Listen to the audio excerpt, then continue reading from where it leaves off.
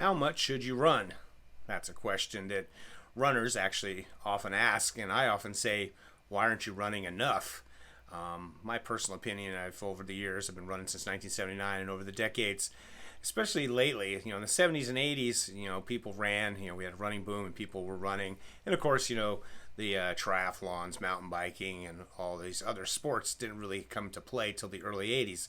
So if you were an endurance athlete, especially a long endurance athlete, basically the marathon was where it's at, and everyone knew if you wanted to become a better runner, you just ran. Now you've got so many choices, and you have triathlons, mountain biking, road biking, CrossFit, everything under the sun. And so now it's kind of more of a question of why are you running?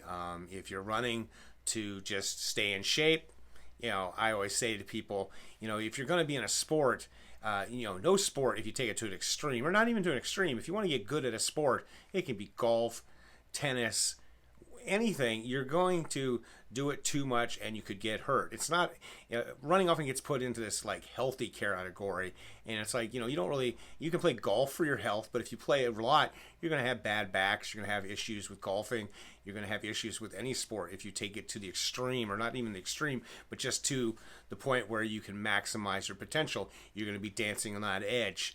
And so if you want to become, so if your purpose of running is, to stay in shape, I say, that's great, and do some cross training and be an all-around athlete. Being an endurance runner or walker like myself, I'm not an all-around athlete. There's things I can do well, and then but if I'm going to jump into a pickup soccer match, it's not going to look pretty. And so you have to make that decision. What's the reason behind your running? If you're going to qualify for Boston, then you need to put in the running. You can't be doing tons of cross training and other activities that could get you hurt. And of course, if you're going to go to Boston, you have to have a certain body type, or you're just not going to qualify. You can be a 200-pound guy and rip and look like a Greek god, but 200-pound guys cannot run 305 marathons. It's just not possible.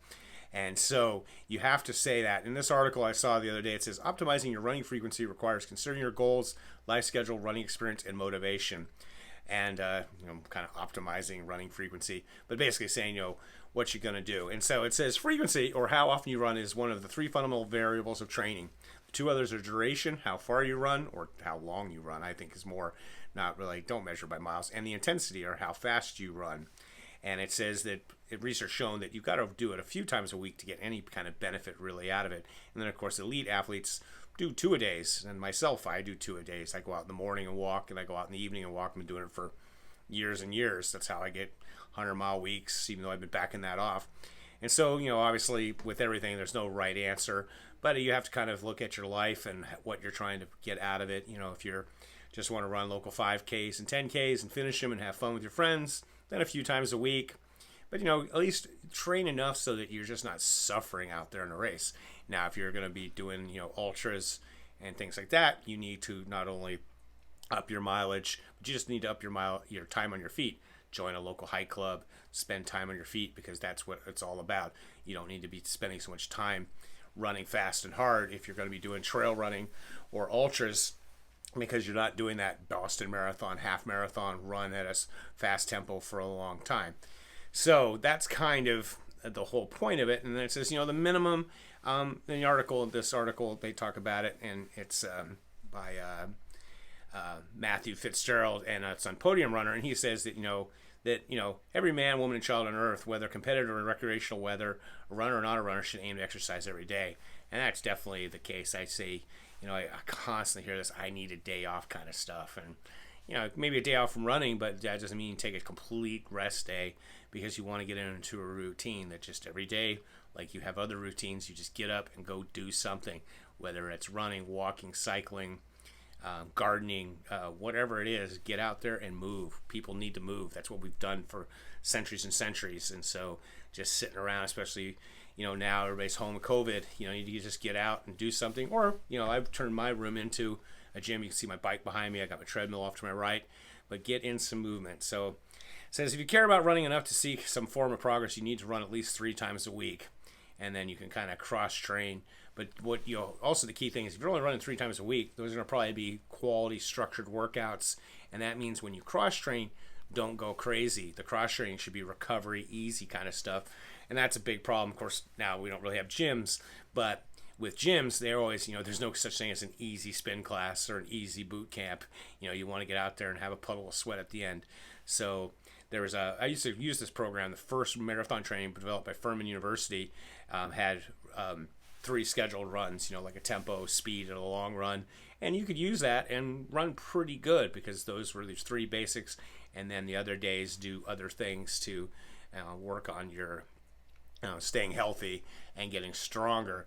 And the other reason, like I said, is, my first thing is stay healthy. And so, you can't put in a lot of miles at first because you'll get injured. But then if you want to stay healthy, you need to put in more miles because your body will harden to the thing. So just kind of figure that out.